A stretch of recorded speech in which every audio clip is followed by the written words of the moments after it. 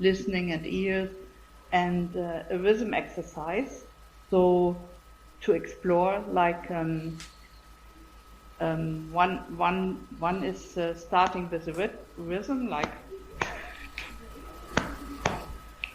and the other one is repeating that rhythm. I mean, we are both playing the bass, so it would be easy to follow rhythm. And here, but with a team, you see, okay, how difficult it is to listen to a rhythm and to repeat it. Because once you repeat the rhythm, you've got it, and then you repeat it and you repeat it, and then there's a danger of running into an automatism. Yeah. Like it happens with music as well. Yeah, we and then we think about something different, and then we are suddenly out of tune. Yeah.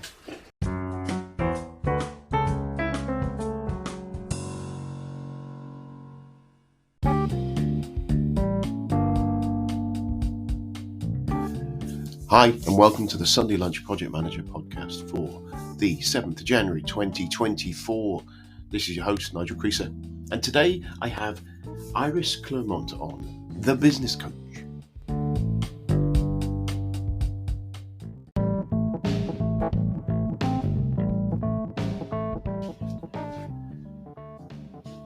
So I have a number of sponsors, affiliate links in the way that it's set up that have kindly allowed me to share their services, really.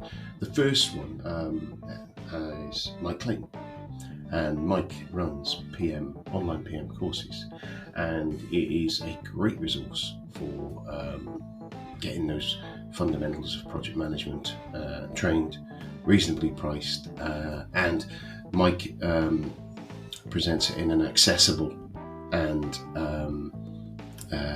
clear manner. You can check out some of his videos on his YouTube channel and kind of give you a view of where they are. But the code for that, if you go to nigelcreaser.com/online PM courses, all one word, lowercase, that'll redirect you to it. There's very different levels that you can buy. You can buy individual courses, you can buy pathways as well, if you like. And I get a kickback off those. Mike kindly shares me that. So if you do jump on and use it, I hope you find it really useful.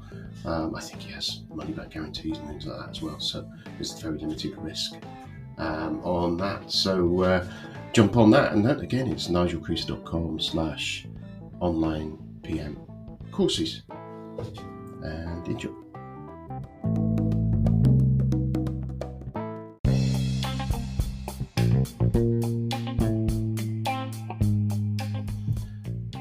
Hello there. I have not done any of my sort of little chatty bits at the beginning of episodes for quite some time due to a little bit of craziness of business, and this one's a bit late because of Christmas and getting my act together again.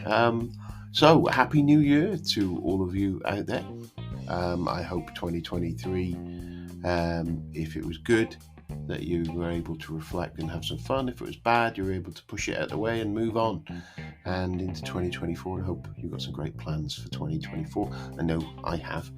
I was going to do a review of the year, and I might do something and drop that in as an extra episode if I get a chance, just to look back over 2023 and kind of thinking about some of the things I think I've learned, both from my experience is generally outside, but also from the podcast itself. But I'm not promising that one. You know what I'm like. So what's going on? So I had a great break. Actually, 2023 was pretty good for me. So I had a good time to reflect on what was happening, how life has moved on. Quite a bit different to the year before. And starting 2024 in a very positive mindset, actually, which I wasn't necessarily doing that in 2023. And I've got a few new little projects in the pipeline. I've got a conversation in a week or so, but I'll talk about that. Just a little tease there on some upcoming writing, which I'm looking forward to. And podcast, obviously, we're carrying on as ever with the multiple releases. Seem to be getting growth, some great growth in the year. Looking for some more growth.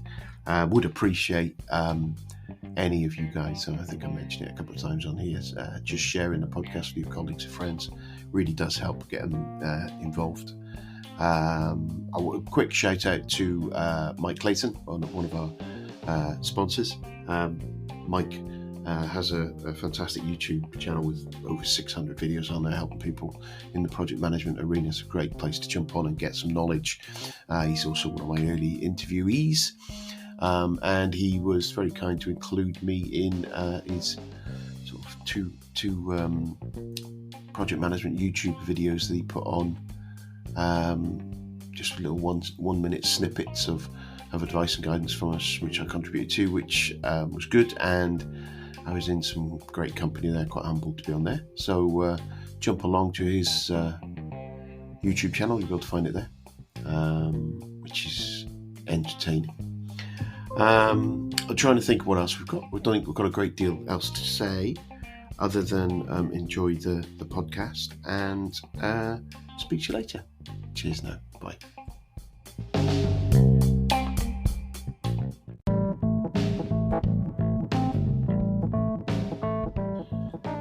Another great sponsor of the show, it comes in the form of Air Manual. Air Manual is it's a tool for documenting process, which and best practices. It's a company formed by a guy, one of my interviewees, Alexis Kingsbury. Essentially, and I kind of summarised why my view of where we see documentation, and my experience has been, people will document something, a process, they'll put it in a Visio diagram that gets loaded onto a SharePoint site or something similar, and then a bunch of that. So then once that diagram's been shared with senior management, they're happy they have a process in the business. But then the detailed procedures underneath it might be in Word documents, in just poorly kept and not linked easily and not updated. And what Air Manual does, it allows you to put in it's a tool for doing this kind of thing. You whack it in, the service in there, get in there, put in your process, your flow, and you build it down to as low a level of detail, even to the point of checklists where people can check off they've done it. So it creates that guided checklists, easy to create, easy to maintain, and all in one place. And no one's kind of rooting around to find the SharePoint, and then when you change to new SharePoint services and all that stuff, it's all there. So if you pop along to nigelpriester.com/airmanual, there's a bit more detail there and a link there to click on to go and get. I think they offer a trial and things like that. So it's something that I think can easily reduce the amount of errors, rework, etc. within our organisation. So take a look.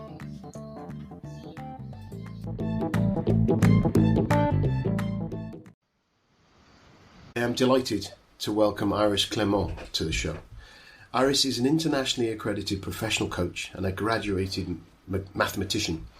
And as a business coach for project managers and teams, she's travelled the world delivering successful in-business programs for more than 25 years, offering a clear focus on business objectives, combined with developing leadership and project management skills within the day-to-day business itself. Participants would need courage to develop skills and ways of working, the courage to discover new ways of communicating, so that finally they can celebrate the success and share their insights and get benefits with the program team. She's a #1 best-selling author with the book Team Magic, and her latest book, Team Rhythm, is storming up the charts. Iris, welcome to the show. Thank you so much. Welcome, Nigel. Yeah, call me what you want. I answer to most things. Tell us a little bit more about your impressive sort of experience that you've got there. Tell us a little bit where you are and so forth. Family, friends, hobbies, anything. Yeah, wow, yeah. And thank you for the nice and beautiful introduction. Reminded me of my life story, basically, and thinking about 25 years backwards from now. And I Yeah, I love mathematics, therefore I studied maths, and I love music as well. I played double bass and flute and singing, and therefore I combine both of that in my business world. So I started as a software developer in first GSM design for those mobile phones in 1991, and then my journey went to consultancy, business consultancy, and I traveled worldwide. And then I went into project management. I was basically the first female project manager at Nokia in Europe. At that time, it was purely men out there. Now it luckily changed. Yeah. And then I discovered the world of coaching, team coaching, and basically from consultancy I recognized, okay, telling people what great ideas I have doesn't attract them to really realize my ideas. It's better to ask other people how they see it. The experts who are in the fields, they have the best ideas. And asking them traveled me towards coaching. And I was traveling a lot while I was raising 3 boys, and which was another project as well. So keeping them healthy, having daily mothers around, and during that time I was writing Team Magic, and now I have more space because my 3 kids are adults now, and coming in, joining into the jobs now, and the first team exercises that I explored, I tried it out with the 3 boys. And when they started fighting with each other, I thought, okay, that is not a good idea, and that is not a good exercise. So they were your crash test dummies? Yeah. In the early beginning. Yeah, okay. And listening exercise is very, very good as well. Conflict solving, which is one of the key topics, is as well good with kids. I mean, listening and repeating what they really want is much more easy than jumping in and sorting out what's ongoing.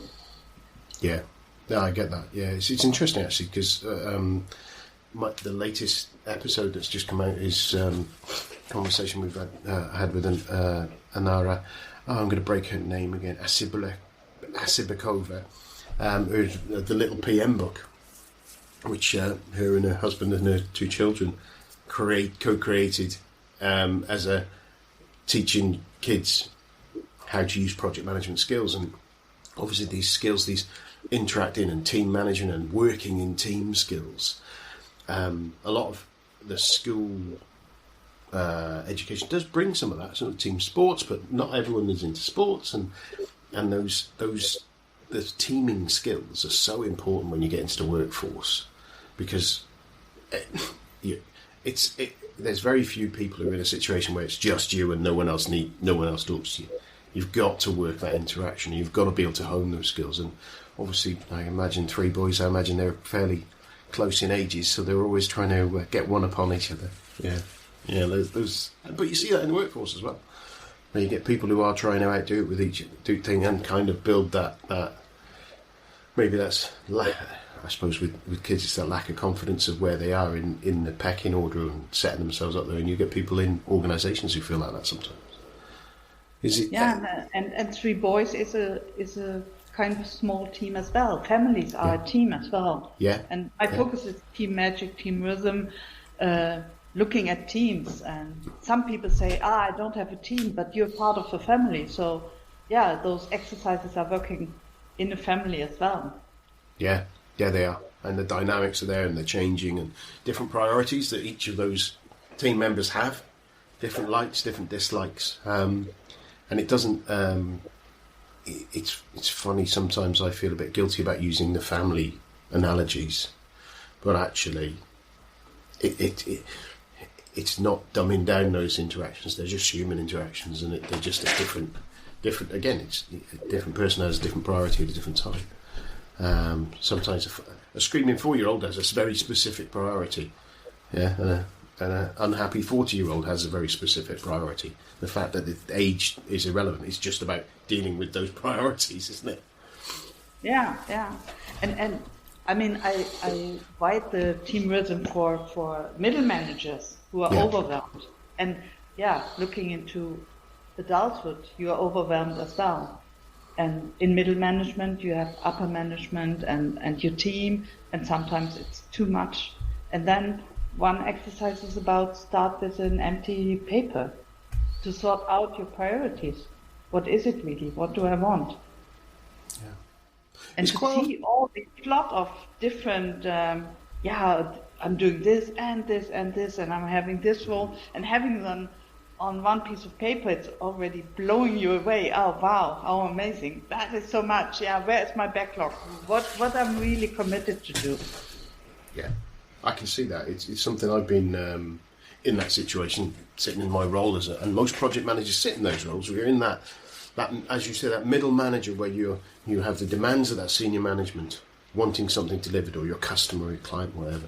And then you've got a team who kind of sit, and I love reading the Dilbert columns where you get a lot of those where it's kind of, we've got this problem, the project's late, what we're going to do, we're going to add another project manager, and it's the engineers that kind of go, we could do, if we can get rid of all these project managers, we might just get some work done.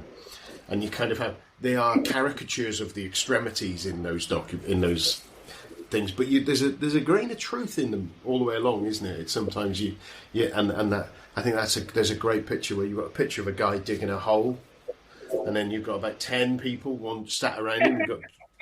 And it's kind of like you've got all the different days. Oh yeah, we're going to have to let John go because we're going to have to cut back, and you've got all these hangers on, and it's kind of that's where you sit. And I remember listening to a podcast. One of the first podcasts I got into actually was two or three.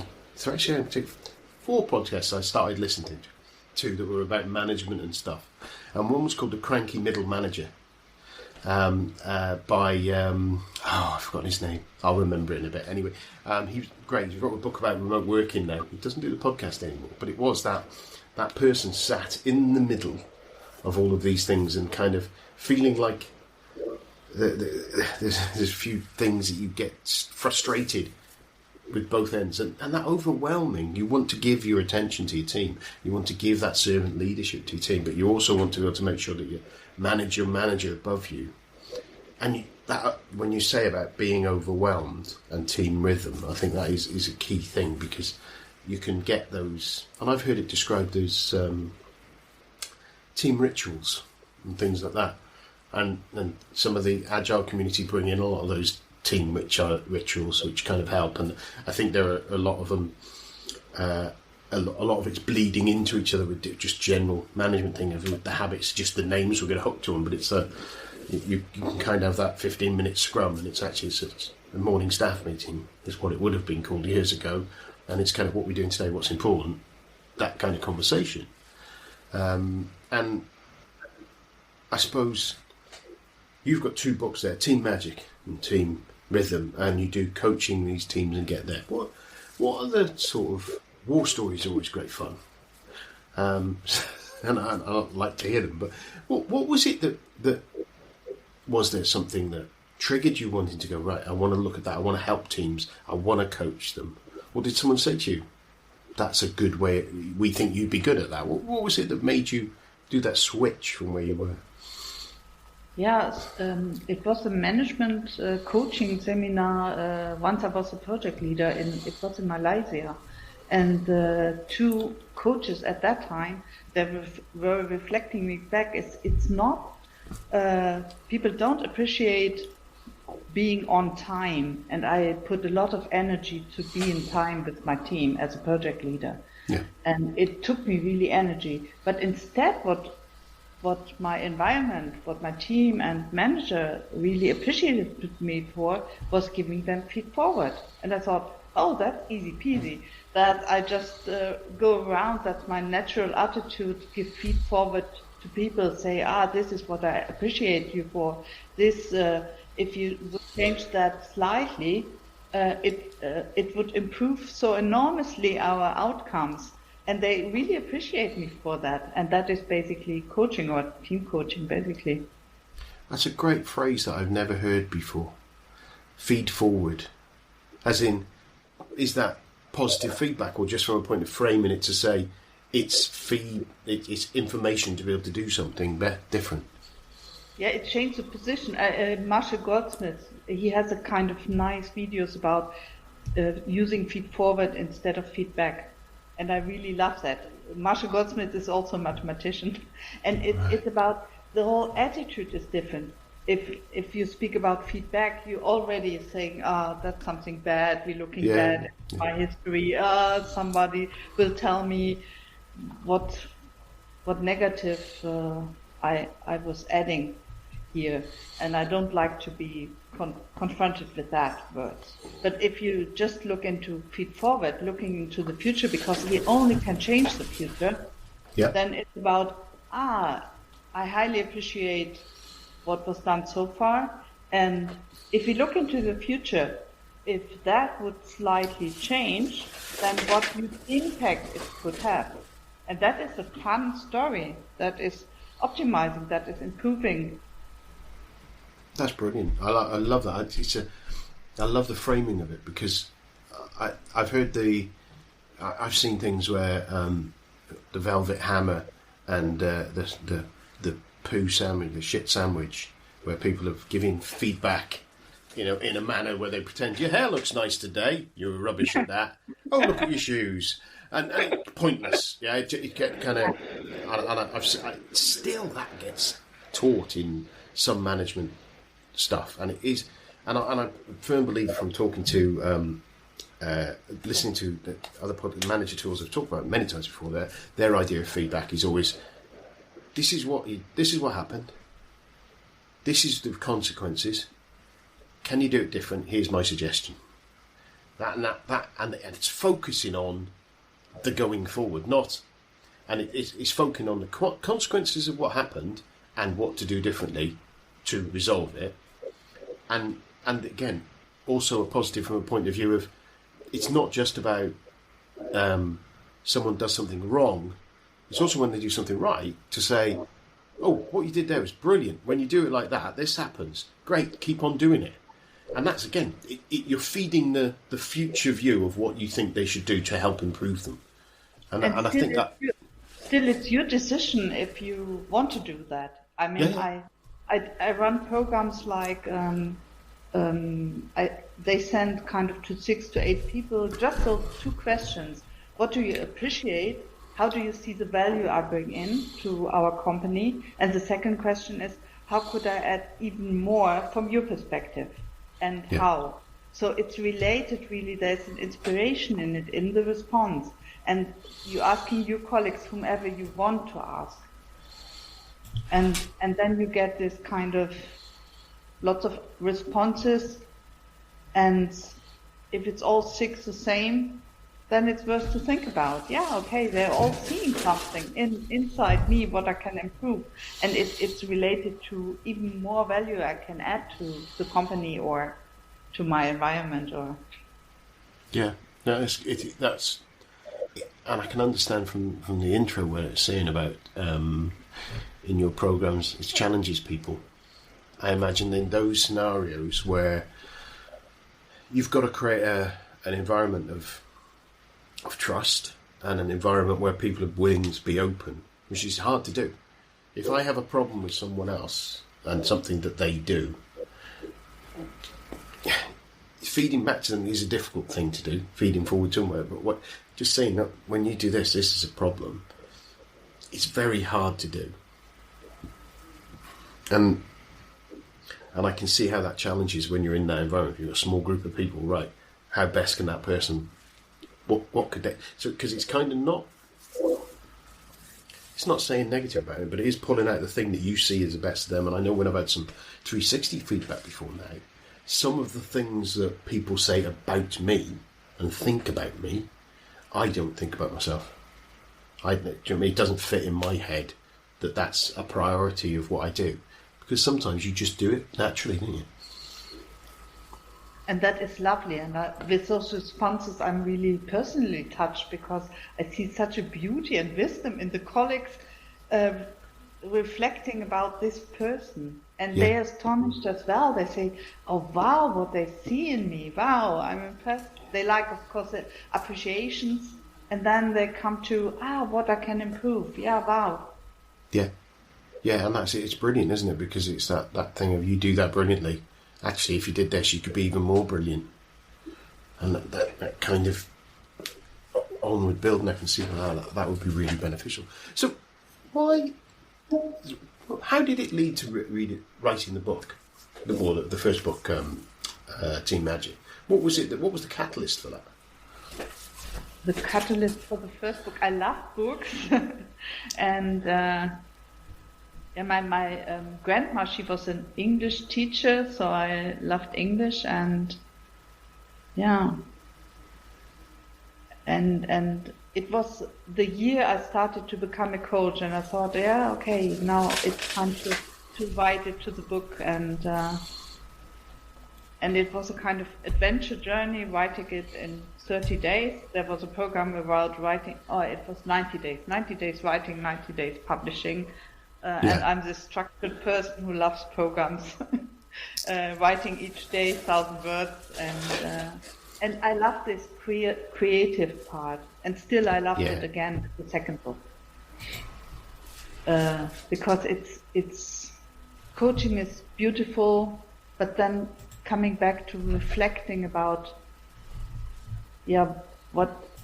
focusing on what are really the tools, what really helps, just reflecting it, bringing it to one book is a nice. Was that so Team Magic, was that a summary of the coaching tools and techniques that you were using as part of your day-to-day business? Exactly, yeah. At that time, yeah.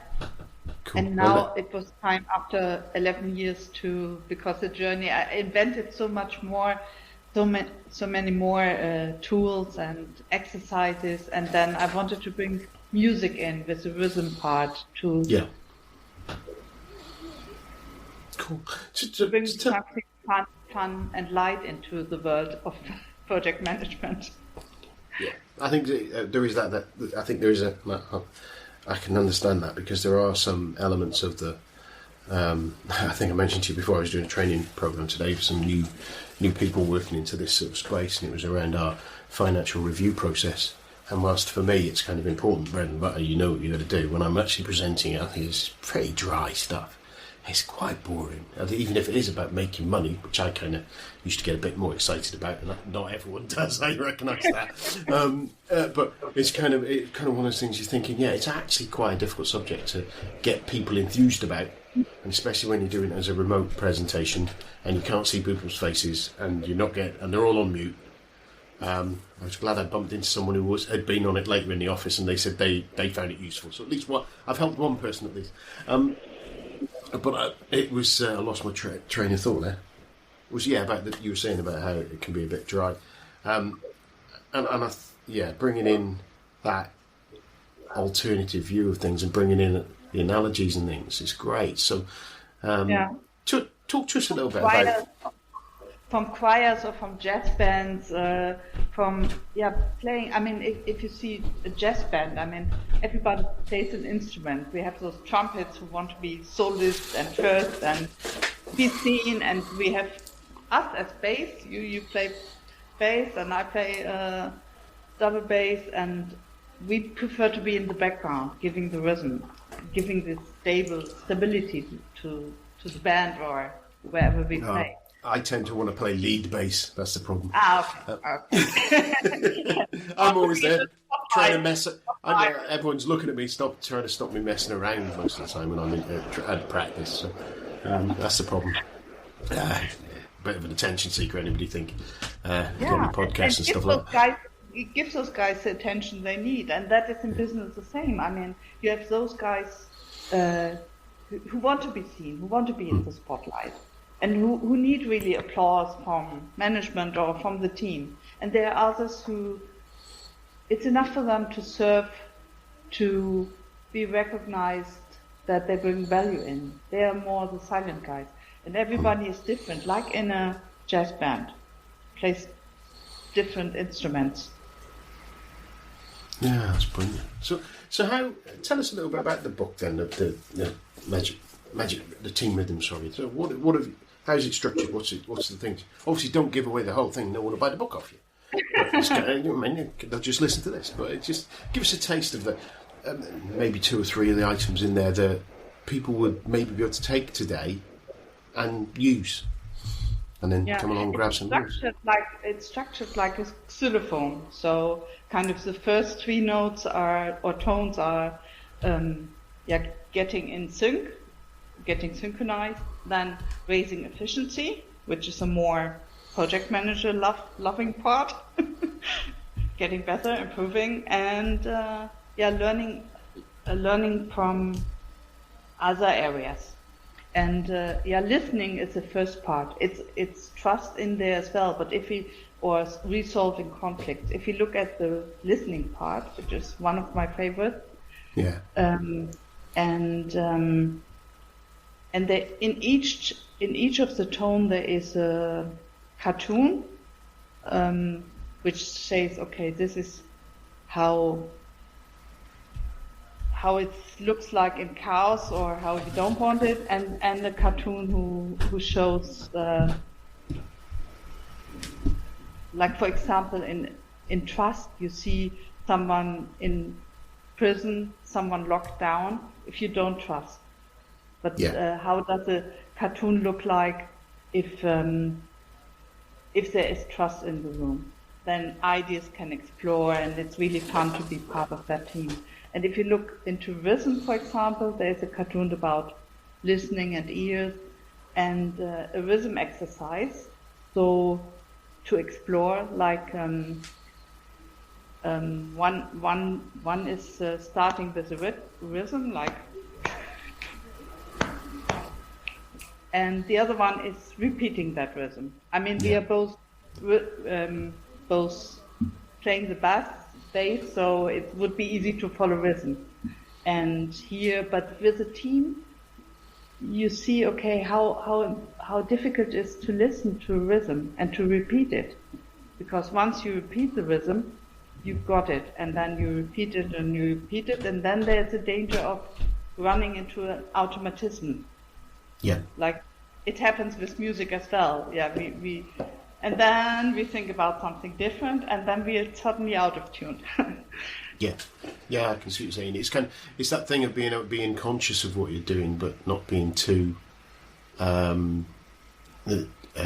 what's the word? Too obsessive with being that you've got to be open, haven't you, to changes? Because obviously with our business and with the changes and with businesses, things change, and the rhythm of what needs to be done changes, and the rhythm of each team. You will get a new team member, which immediately they may introduce, and get it with the orchestra kind of thing, they may introduce a different instrument into the orchestra that causes, or a different style into the orchestra or into the music that they have, that means that things will go and feel a little bit different, I suppose, isn't it? And it's the same with teams, that you get those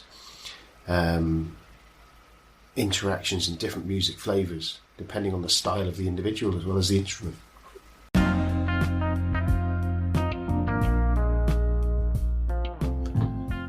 Well, I hope you enjoyed the first part of the show. Come back next week and listen to the second part. Cheers now, bye.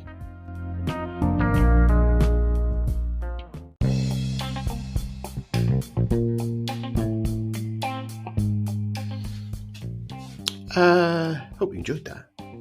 But you're thinking, ooh, I wonder what the next bit's going to be. Yeah, it's frustrating, isn't it? You heard at the beginning of the show where I said there's a way around that. So if you're really itching and you want to hear the next bit of this show, jump down to Patreon, have a look, find the one that's got a little lock on it, click on it, and you'll be able to get the second half along with the first half all together. And you won't get this annoying bit or the annoying bit at the beginning that I just done as well.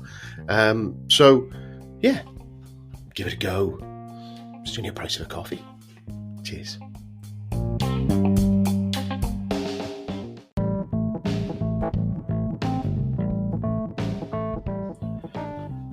My latest, the latest affiliate that I've got on the show now is Riverside. I use Riverside to do my interviews, Riverside FM. It kind of offers you a whole, if you like, micro studio management producer tooling and goes beyond that. Has a really good free layer. And I've been using it for a while now. I find it really good. When I've had issues, even though I'm not on one of the higher paid levels, the support has been quick, responsive and of high quality, and people keen to help me. The organisation seems really good. The product seems really intuitive. And quality is really good as well. And it's a clever way of doing it is when you're recording through your browsers, so you've not got loads of desktop resources being used compared to some other products that I've used. And what they also do is they stream a lower quality version of it up onto as you're doing the interview, so you're not burning bandwidth while you're doing the interview and potentially impacting on the quality of the conversation. And then at the end, it uploads it, the higher quality from your browser. It's just a really good way of doing it. So if you are thinking of doing a podcast and know someone who's doing a podcast, I would recommend using this tool. I found it really good. Best of the tools that I've tried using to date.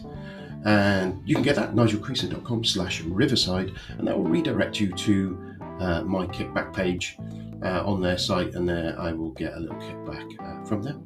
So take a look. Thanks. Well, it's goodbye from me, Nigel Creaser, and it's goodbye from him, the Sunday Lunch PM. Goodbye.